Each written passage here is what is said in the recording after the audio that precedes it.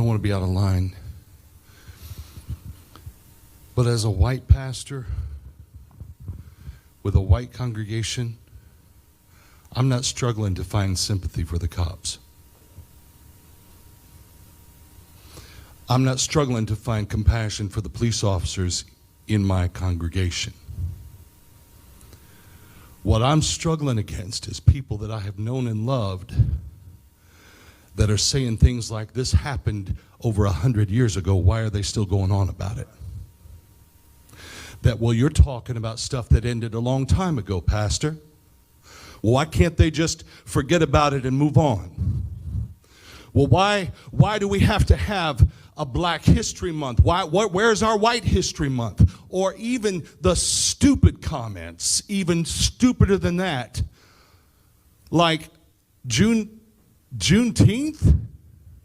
When do we get our holiday? It's called July 4th. What I'm struggling with is, how do I answer these people? How do I pastor these people? How do I come against mindsets that have been embedded for decades, that have been inbred in them, and they think they are righteous and justified, and they don't see the sin in their own heart? And how do I pastor that? I've got friends that are officers, and I love them, and I hurt for them. But right now, what I'm seeing is the pain in my brothers who are Black and my sisters who are Black. And I do have compassion for the police. But when I have betrayed a trust, it is my responsibility to find out how to fix that. And to my white pastor friends, we have a horrible track record in the church of betraying trust. Hi guys, welcome back again to the YouTube channel. It's so good to have you. Thank you so much for clicking when you saw this video. So I came across this pastor's video, this white pastor's video, who was actually talking to his congregation and telling them how he actually feels so bad about his own people, how they've acted towards, people of color and all of that. And now that this is how he feels, and how people ask questions, like just different questions about, oh, what's Juneteenth and all of that? How do we feel compassion for people who were not there when these things happened? All of those questions that these guys have been asking, all of those things that they've been saying about Black people and reparation and all of that. When people bring up the topic of reparation, a lot of them will say things like, oh, we don't have anything we don't owe people who were not there during this time, and we were not the ones that did this to them. They should go get it from our ancestors and all of that. They have said a lot of things online. Some of them do not even believe that Black Americans were even, went through such things, because histories have been whitewashed.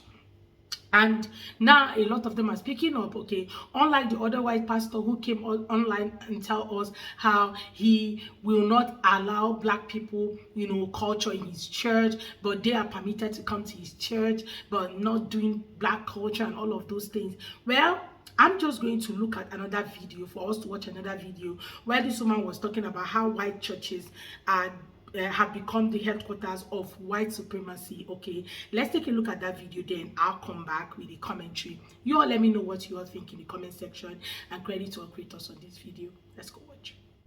White churches have not just been supported by white supremacy, they have served as its headquarters. I know you don't want to hear that. They have taught white people that oppression is godly and that power belongs to us by divine right. After the civil rights movement, powerful white people, men, saw that their grip was slipping. Black people were winning court cases. Poor people were organizing. Women were demanding rights. How dare we? LGBTQ people were coming out of their closets, and the foundations of white male dominance were cracking. So they thought, what can we use that no one will question? In 1979, Jerry Falwell founded the Moral Majority. He said it was about championing family values. That was a lie. The real trigger was that the IRS had begun revoking tax exemptions for whites-only Christian schools. Those whites-only schools were created specifically to avoid integration. Falwell's own school, Liberty Christian Academy, was one of them. The platform of the moral majority ended up getting built around the issue of abortion. Although that wasn't the original plan, they basically test drove different topics to see which ones would resonate the most with the audience they needed to capture, which was white Americans, white Christian Americans. It had everything to do with maintaining the right to discriminate, yet still enjoy government benefits. This guy named Paul Wh1te, who was a conservative political strategist, he teamed up with Falwell to build a political base. He admitted that abortion had not really motivated white evangelicals until it became politically useful. Their real grievance was losing control over who could sit in their classrooms, walk into their churches, and live in their neighborhoods. Once they realized that abortion could mask their racial panic, they made that their headline issue. They built a movement that turned pulpits into propaganda platforms. Sunday services became political strategy sessions. And that's illegal. You're not supposed to be able to do that at a church if you're getting tax exemption. Ministers told white families that their enemies were not the wealthy elites exploiting their labor. They were not the politicians cutting their wages and stealing their pensions. The churches pointed to the poor, the black, the brown, the queer, the immigrant. Those people are the ones. They're taking food out of your children's plate. They told white people they were being persecuted every time they were asked to share. And yes, I understand what it means for me to say this out loud. I know what it means to say that the church, something which is so sacred to so many, has been a central engine of the immoral institution of white supremacy. I know this will upset people. The white church has stood on the wrong side of every fight for justice in this country. Every one. During slavery, it defended human ownership. During Jim Crow, it defended lynching and segregation. Christian church members attended lynchings and brought their children to steep them in that evil. During the civil rights movement, it defended denying benefits to black people. During the rise of Trump, it defended cruelty in the name of religious liberty, as if Trump has a clue. Some churches resisted, yes. There are liberal churches who have a strong history of being on the right side of these issues, but most didn't. Most chose comfort. Even now, white churches help elect leaders who lie, steal, incite violence. They wage war on education. They call justice wokeness as an insult. They are consuming a message that keeps them at the center with the elite in their minds. They choose white power over compassion, over empathy. One share shows you care about setting the record straight. Please share. Next time, I am going to talk about how Donald Trump did not hijack this system.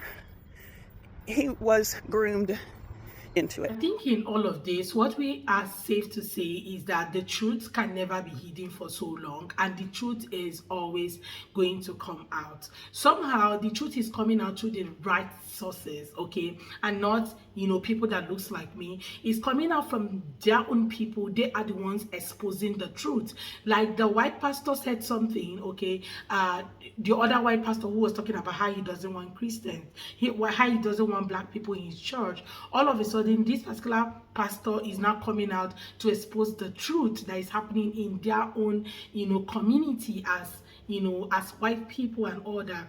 Now, you have this woman coming out and talking about how, this whole thing is centered on white supremacy. Okay, let's take a look at the comment section of the video, okay? So I can wrap it up. Somebody say, go to Ghana, Cape Coast, to be exact, okay, and visit the slave castle, the European church head, services above the slave dungeons where hundreds of Africans were being tortured, and they were upstairs singing songs and praising God like nothing was happening.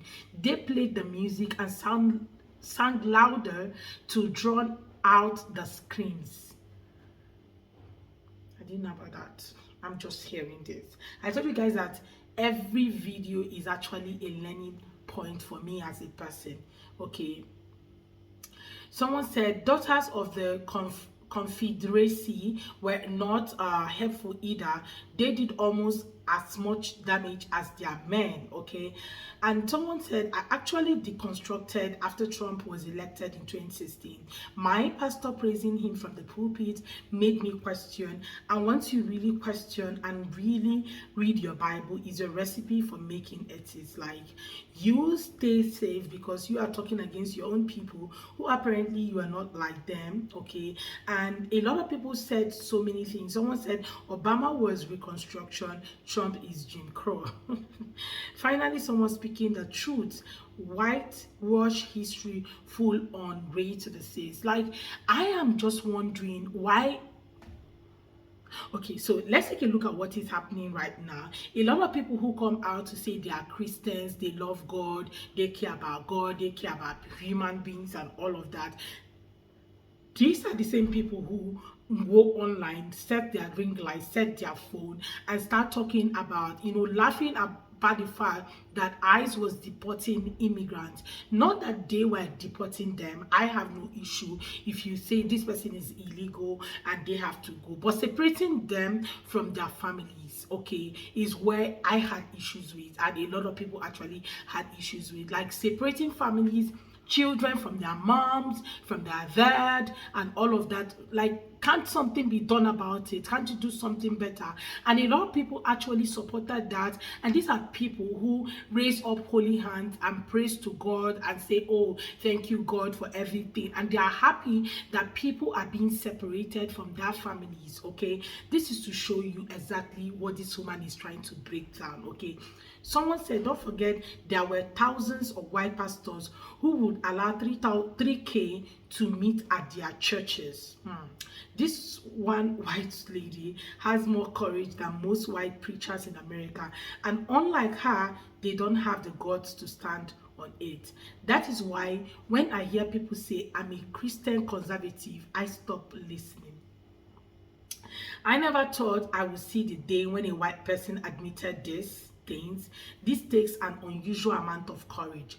When we people realize skin color doesn't define who you are, God is highly disappointed with us. He put us on earth to love each other, not colorize us. It makes no sense to me at all. Okay, but that's exactly what history is all about. Like, most of these people actually saw people like me as, other things other than humans. Okay, while spoken, I was saved in a way to the says white church in rural Alabama. I support your message. Okay, so someone said Trump was America's payback for Obama. They just didn't realize the election of Trump will hurt everyone except billionaires. So someone said something that, that actually a lot of people needed Trump. Okay, America needed it. Okay, because of everything they've done and do not care who it affects and all of that. So every of the decision and policies that are being passed right now is actually what they needed. Okay, but I'd love to hear your own take about it as well. Please share your take with me in the comment section. Don't forget to like and subscribe to the channel if you have not already. Don't forget to give the video a thumbs up. Credit to all creators on this video. I look forward to seeing you all on my next. Thank you for watching, guys.